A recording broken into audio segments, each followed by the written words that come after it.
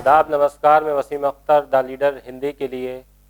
आज हमारे स्टूडियो में ऐसे उत्साही और मिसाली युवा मौजूद हैं जो इस शहर की गंगा जमनी तहज़ीब की जड़ों में पानी देने में लगे हैं। उस तहज़ीब की जिसकी स्थापना यहाँ पुरखों ने की है, चाहे कथावाचक पंडित राधेश्याम हों या फिर आला हज़रत। ये नाथ नगरी के साथ साथ आला हज़रत की सरजमीन भी कहलाती है। हम बात कर रहे हैं मयंक पंडित से, जो लीक से हटकर कुछ करने में लगे हैं, और वो एक ऐसा काम कर रहे हैं जो वाकई युवाओं के लिए एक सीख है। उन लोगों के लिए भी सीख है जो मज़हब के नाम पर बंटवारे की कोशिश करते हैं। आइए हम आपको ऐसे युवा से मिलवाते हैं। मयंक पंडित जी, आपका स्वागत है हमारे स्टूडियो में। आप जिस तरह से नात पढ़ते हैं, तो मैं ये जानना चाहूँगा कि ये इसकी प्रेरणा आपको कहाँ से मिली या इसका शौक़ कहाँ से पैदा हुआ? जी सर, मुझे याद है कि मैं 8th क्लास में था और 8th क्लास में मेरा एक फ्रेंड था, वो माउंटेन था, उसका नाम था लवी। तो वो अक्सर पढ़ा करता था ये नात। तो एक बार एक बहुत पुरानी नात थी, उबैद रज़ा कादरी ने लिखी है, और उनकी नात है हमको बुलाना या रसूल अल्लाह। तो वो जब पढ़ रहा था तो मतलब मैं उस नात में इतना ध्यानमग्न हो गया कि मुझे बहुत अच्छी लगने लगी। तो मैंने उससे कहा कि भाई मुझे सुनाओ इसे कि कैसे क्या है। तो उन्होंने मुझे सुनाई, और उसके बाद वो नात मुझे इतनी अच्छी लगी कि मेरा दिमाग उसी में लग गया। और वो नात मैंने पूरी नात याद करी, और याद करके जब तक मैंने उसे पूरा पढ़ नहीं लिया तब मुझे चैन नहीं मिला। और उसके बाद से ये सिलसिला जारी हो गया। जैसे जैसे उबैद रज़ा कादरी की नातें आती रहीं, मैं उनको सुनता रहा, पढ़ता रहा, और लोगों को सुनाता भी रहा। लोगों को बहुत अच्छा लगा। तब से ये उबैद रज़ा कादरी जो पाकिस्तान के मशहूर नात जी उबैद रज़ा कादरी जी जो हैं, इन्होंने ज़्यादातर आला हज़रत साहब की ही नातें पढ़ी हैं और आला हज़रत साहब की ही नातें पढ़ते हैं ये। तो मुझे भी बस तभी से शौक़ लगा। और मैं 9th क्लास में था, तब मैंने पहली नात हमको बुलाना या रसूल अल्लाह ही पढ़ी थी अपने स्कूल में। तो वहाँ पे मेरे एक सर हैं जिनका नाम है शमशाद हुसैन। उन्होंने बड़ी तारीफ़ की थी। उन्होंने कहा था कि मयंक, हम खुद मुसलमान हैं और हमने आज तक नात नहीं पढ़ी, और हमें फ़क्र है, गर्व है तुम पर कि तुम हिंदू होके, मतलब हिंदू एक अलग बात है, पंडित होकर, ब्राह्मण होकर, और तुमने ये नात पढ़ी है। मुझे वाकई में बड़ा अच्छा लग रहा है। तो उस दिन मुझे भी अच्छा लगा कि हाँ कुछ है, तो इसलिए सोचा कि मैं क्यों ना नातें पढ़ा करूं, और इसलिए मैं तब से नातें पढ़ता चला रहा हूँ। अच्छा, ये जो नात, पहली नात आपने पढ़ी थी, ज़रा सा ये पढ़ के बताइए तो हम उन लोगों तक भी पहुँचा दें जो हमसे। हाँ, ये नात कुछ ऐसी थी। हमको बुलाना या रसूल अल्लाह, हमको बुलाना या रसूल अल्लाह, हमको बुलाना या रसूल अल्लाह, हमको बुलाना या हबीब अल्लाह। कभी तो सब्ज़ गुंबद का उजाला हम भी देखेंगे, कभी तो सब्ज़ गुंबद का उजाला हम भी देखेंगे, हमें बुलवाएंगे आका मदीना हम भी देखेंगे, हमको बुलाना या रसूल अल्लाह। अच्छा, जैसे ये आप जो नात पढ़ते हैं, ये ऐसी शौकिया पढ़ते हैं या कभी किसी प्रोग्राम में भी हिस्सा लिया हो वहाँ नात ये पढ़ी? वैसे तो मैंने अपने स्कूल के प्रोग्राम में ज़्यादातर हिस्सा लिया है, और मेरा शौक़ भी है, और मैं मानता भी हूँ। अभी जल्दी में पिछले 3 साल पहले मैं ख्वाजा साहब के होकर आया हूँ, दरगाह लगा कर आया हूँ वहाँ पर, अजमेर में, अजमेर शरीफ होकर आया हूँ, वहाँ चादर चढ़ा कर आया, और मेरी उन्होंने सुनी भी है। मैंने जो वहाँ मुराद मांगी वहाँ मेरी पूरी हुई है, और मैं मानता भी बहुत हूँ इसलिए। और मैं वैसे तो बचपन से ही, जब से मैं ये सुनता आ रहा हूँ, तब से मैं दीवाना ही हूँ, मतलब नबी साहब बिल्कुल दीवाना हूँ। इस पर भी चंद लाइनें मैं आपको बोलना चाहता हूँ।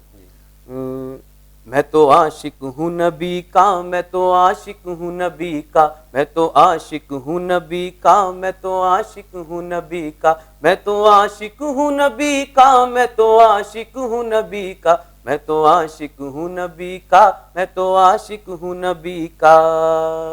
जिक्र सरवर में मुझे खोया हुआ रहने दो, उस पे दुनिया जो खफा है तो खफा रहने दो। जिक्र सरवर में मुझे खोया हुआ रहने दो, उस पे दुनिया जो खफा है तो खफा रहने दो। या मोहम्मद का वजीफा है लबों पर अपने, या मोहम्मद का वजीफा है लबों पर अपने, मुझको बस नाम मोहम्मद में फना रहने दो, मैं तो आशिक हूँ नबी का, मैं तो आशिक हूँ नबी का। मयंक, आप ऐसे मोहल्ले से आते हैं जिसको मैंने देखा है, मैंने उस पर एक स्टोरी भी की थी कि वो मंदिरों वाला मोहल्ला कहलाता है। मेरे ख्याल से अगर बात करें हम तो बरेली की बात करें तो सबसे ज़्यादा मंदिर उसी अकेले मोहल्ले में होंगे। जी बिल्कुल बिल्कुल। तो जो आपकी पृष्ठभूमि है वो इस तरह की है, जब आप नात पढ़ते हैं तो मुस्लिम्स की तरफ से जाहिर सी बात है कि आपका उत्साह बढ़ाया जाता होगा, तो आपकी जो कम्युनिटी के लोग हैं वो इसको किस तरह से देखते हैं? वो भी अच्छी तरीके से देखते हैं, क्योंकि क्या होता है कि भाई सबका अपना अपना मानना है, सबका अपना अपना मजहब है, सबके अपनी अपनी चीज़ें हैं। जब मैं पढ़ता हूँ तो कुछ लोग कहते भी हैं कि भाई ये क्या हो गया है तुम्हें, लेकिन मैं उन्हें बताता हूँ कि मजहब अपनी जगह है। मजहब कभी हमें किसी से बैर करना नहीं सिखाता कि हमें किसी से लड़ाई करना है, दंगे करना है। मजहब हमेशा हमें एक दूसरे में एक होना सिखाता है, प्यार करना सिखाता है कि हमें एक दूसरे के साथ मिलकर रहना चाहिए और एक दूसरे की हेल्प करके रहना चाहिए। हिंदू होना, मुस्लिम होना ये एक अलग बात है, लेकिन हमें किसी के मजहब से बैर नहीं करना चाहिए। ऊपर वाला एक है तो हमें मान के चलना चाहिए कि हमें एक ही की इबादत करनी है। तो बस इसी तरीके से लोगों का कहना है। कभी लोग कहते हैं, बहुत से लोग ऐसे भी हैं जो ये कहते हैं कि मत करो, लेकिन मैं उन चीज़ों को नहीं मानता। मैं ब्राह्मण परिवार से हूँ, लेकिन मैं ऐसा नहीं कि मैं भगवान की पूजा नहीं करता, मैं पूजा भी बहुत करता हूँ और पाठ भी बहुत करता हूँ, सारी चीज़ें करता हूँ, लेकिन अपनी अपनी आस्था है। जैसे धर्म और अगर हम मजहब की बात करें तो आप उसको किस अंदाज में देखते हैं? देखिए, धर्म और मजहब अलग अलग चीज़ नहीं, एक ही चीज़ है। वैसे तो मेरे हिसाब से माना जाता है कि धर्म और मजहब और धर्म, मैं तो मानता नहीं इन बातों को। मैं सिर्फ इंसानियत को मानता हूँ कि इंसान होना सबसे बड़ा धर्म है।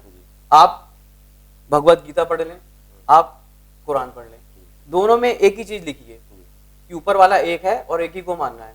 और सबसे बड़ी बात है इंसानियत की, आपके अंदर इंसानियत होना चाहिए।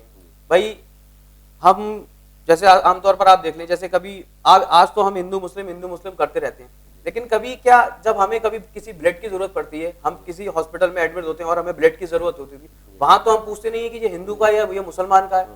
तो हमें हिंदू मुस्लिम नहीं करना चाहिए, बस हमें सारी चीज़ों को एक यूनिटी के साथ रहना चाहिए। जब कोई ऐसी बात करता है या कुछ इस तरह का माहौल ख़राब होता है कि वो हिंदू मुसलमान के नाम पर या किसी और कास्ट के नाम पर या और मज़हब के नाम पर, तो कैसा लगता है आपको? या उसको रोकने के लिए आपको लगता है कि कुछ ऐसे और युवाओं को अपने से जोड़ा जाए, कि कुछ ऐसे कदम उठाए जाएं जिनसे इन चीज़ों को ख़त्म किया जा सके? जी बिल्कुल, बहुत बुरा लगता है जब कभी ऐसा सुनाई में आता है कि वो हिंदू मुस्लिम के नाम पर एक दूसरे को भड़का रहे हैं, एक दूसरे को लड़ाने की कोशिश कर रहे हैं, जबकि ऐसा नहीं होना चाहिए। हमारा देश हिंदुस्तान है, हिंदुस्तान सभी का है, इसमें किसी का कोई ऐसा नहीं है कि इसमें मुसलमान नहीं रहेगा या हिंदू नहीं रहेगा, सभी ने कराया। अब देखिए, जिस समय लड़ाई हुई थी उसमें हिंदू मुस्लिम सभी लोग साथ में ही थे, और ऐसा नहीं है कि हिंदू नहीं बलिदान दिया, मुसलमानों ने भी बलिदान दिया अपना, ऐसा नहीं है। और जो लोग लड़ाने की कोशिश करते हैं, मैं उनसे यही कहूंगा कि भाई हम लोग भारत में रह रहे हैं और एक यूनिटी के साथ रहना पसंद करेंगे। आप किसी भी तरीके से कोई ऐसी बात मत करिए जिनसे लोग आपस में लड़ें। आज हम सपोज दैट किसी को गाली देते हैं, कल को ऐसा ना हो कि वो इंसान हमारे जब सामने आए और हमारी मदद करे तो हम उससे नजरें भी ना मिला पाए। तो हमें कभी ऐसे लड़ाई का वो ऐसा नहीं करना चाहिए। अच्छा, जैसे हम बात करें तो दरगाह आला हजरत आपके घर के पास में? जी, मेरे घर के पीछे, और वहीं पे तमाम मंदिर भी हैं जी। और जब दरगाह वहाँ पे बनी थी, जैसा मैंने पता किया और मुझे मालूम हुआ, तो बहुत कम आबादी मुसलमानों की थी जी, हिंदू ज़्यादा थे जी। वहाँ कभी इस तरह का माहौल भी ख़राब नहीं हुआ, तो उसके पीछे क्या वजह लगती है आपको? यही है कि लोग, जो समझदार लोग हैं, जो पढ़े लिखे लोग हैं, वो इन चीज़ों को इग्नोर करते हैं। वो नहीं देखते हैं कि हिंदू क्या है, मुसलमान क्या है, किसकी ज़रूरत बन रही है, किसका क्या बन रहा है, क्या नहीं बन रहा है। जो कम पढ़े लोग हैं, कम पढ़े लिखे लोग हैं, वो इन चीज़ों में ज़्यादा ध्यान देते हैं कि वो हिंदू है तो हमें उसका नहीं करना है, वो मुसलमान है तो हमें उसका नहीं करना है, वो मुसलमान है तो हमें उसे दूर रखना है, वो हिंदू है तो हमें उसे दूर रखना है। आपसे एक आला हजरत की और कोई नात सुनना चाहेंगे कि जो आपको ज़्यादा अच्छी लगती है? आला हजरत साहब के ऊपर एक किसी ने एक उंगली उठाई होगी कि भाई उनको क्यों पूछते हो, आखिर ऐसा क्या है जो उनके इतने मुरीद बने हुए हैं, और ऐसा उन्होंने क्या करा। तो मैं उनके लिए बताना चाहूँगा कि आया जब एक मसला ऐसा, है भला कौन और बुरा पानी। आया जब एक मसला ऐसा, है भला कौन और बुरा पानी। तो दूध का दूध आला हजरत ने, दूध का दूध आला हजरत ने, दूध का दूध आला हजरत ने, और पानी का कर दिया पानी। तो मैं ये बताना चाहूंगा कि जब कभी कोई ऐसी बात होती है, और आला हजरत साहब जो थे बहुत ज्ञानी आदमी थे, बहुत ज्यादा ज्ञानी आदमी थे, और मुझे जहां तक ज्ञान है उन्हें 16 भाषाओं का ज्ञान था, और वही एक ऐसे अलग बंदे थे जो दोनों हाथ से लिखना जानते थे, जिनको दोनों हाथ से लिखने का शौक था, और उन्होंने जितनी भी नाती शरीफ लिखी है वो सब दोनों हाथ से लिखी है। तो मैं नहीं चाहता कि, मुझे नहीं पता लोग ऐसा क्यों कहते हैं, लेकिन मैं बहुत मानता हूँ आला साहब को, और मैं जाता भी हूँ, मैंने वहाँ पे चादर भी चढ़ाई है, और मेरा ऐसा मानना है कि हमें किसी भी धर्म के ऊपर उंगली नहीं उठानी चाहिए, और हमेशा सबको एक समान मानना चाहिए। मैं जब हम बात कर रहे हैं बिहारीपुर की, तो वहीं जहाँ दरगाह आला हजरत है उससे थोड़ा आगे ही पंडित राधे श्याम जी भी रहते थे, जो कथावाचक थे। तो ये एक जो कुदरत ने एक दो बड़ी शख्सियतें इस शहर को या उस मोहल्ले को दी हैं, तो ये अगर हम देखें तो युवाओं को ये क्या सीख देती हैं? यही है कि हम साथ में रहकर भी वही काम कर सकते हैं, और अलग रहकर भी वही काम कर सकते हैं, लेकिन जो हम एक यूनिटी बनाकर काम करेंगे उससे हमें ज्यादा फायदा होगा। हमें किसी के धर्म के साथ कोई बैर नहीं करना चाहिए।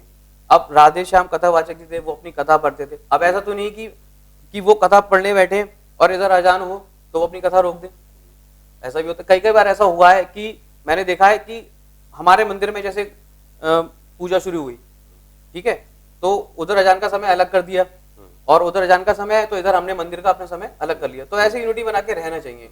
हम लोग जब साथ में रह रहे हैं, और मान लिया हमारे घर के पीछे किसी माउंटेन का घर है, और हम उससे बैर करना शुरू कर दें, या उसको मानना ना मानना शुरू कर दें कि नहीं भाई ये तो गैर वो धर्मी है और हमें इससे बात नहीं करनी चाहिए, तो सबसे पहले हमारे, अगर कोई हमें घर में कोई दिक्कत होगी या कुछ होगी, सबसे पहले हमारा पड़ोसी ही काम में आएगा। तो हमें इस तरीके से लड़के रहना नहीं चाहिए। आपके कहने का मतलब ये है कि जो धर्म है वो लोगों के लिए व्यक्तिगत चीज़ है, कि वो किस धर्म के हैं या किस तरह से इबादत करते हैं या किस तरह से पूजा करते हैं। सबसे बड़ा रिश्ता जो है इंसानियत का रिश्ता है। मयंक, बहुत बहुत शुक्रिया आपका हमारे स्टूडियो में आने के लिए। उम्मीद करता हूं कि जो मयंक से बातचीत हुई है वो युवाओं को एक नई सीख देने की कोशिश होगी और इसका एक अच्छा मैसेज जाएगा।